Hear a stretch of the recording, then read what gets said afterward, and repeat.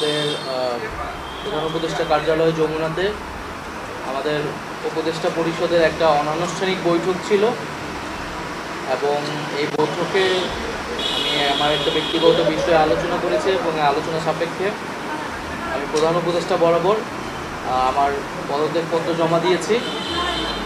আমার যেই দুটি মন্ত্রণালয় ছিল, তথ্য ও সম্প্রচার এবং ডাক, টেলিযোগাযোগ এবং তথ্য প্রযুক্তি, দুটি মন্ত্রণালয়ের দায়িত্ব থেকে আমি ইস্তফা দিয়েছি।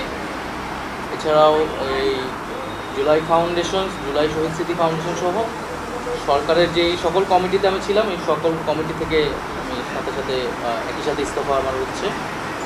মূলত একটি গণ অভ্যুত্থানের প্রেক্ষিতে 8ই আগস্ট আমরা গণ অভ্যুত্থানের প্রতিনিধি হিসেবে প্রথমে 2 জন, পরবর্তীতে আরও একজন 3 জন অন্যান্য উপদেষ্টাবৃন্দের সাথে তখন দেশের জাতীয় নিরাপত্তা এবং গণ অভ্যুত্থানের আকাঙ্ক্ষা বাস্তবায়নের লক্ষ্যে আমাদের সেই সময় দায়িত্ব গ্রহণ করাটা আমাদের কাছে গত 6.5 মাসের প্রেক্ষিতে সরকার কাজ করছে।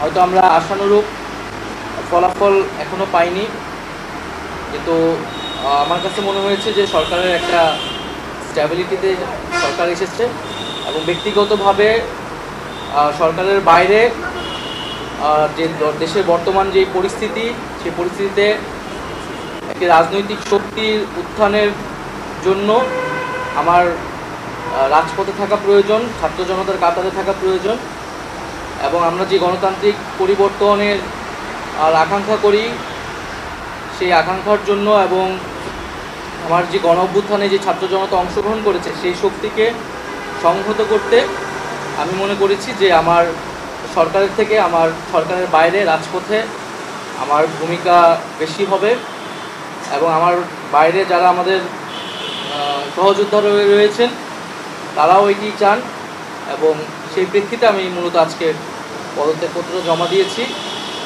গত 6 মাসে আমি আমার জায়গা থেকে চেষ্টা করেছি কাজ করে যাওয়ার। 2টি মন্ত্রণালয়ের বাইরেও অনেক অতিরিক্ত দায়িত্ব আমাদের পালন করতে হয়েছে। আমরা চেষ্টা করেছি এবং মন্ত্রণালয়গুলোতেও আমরা কিছু কাজ করেছি। সেই কাজের ফলাফল হয়তো সামনে জনগণ পাবে। 6 মাস খুবই কম সময়, তারপরও আমি হয়তো চেষ্টা করেছি আমার কাজ আর ফলাফল সেটা জনগণ মূল্যায়ন করবে। তো আজকে থেকে মূলত আমি সরকারের কোনো দায়িত্বে নেই।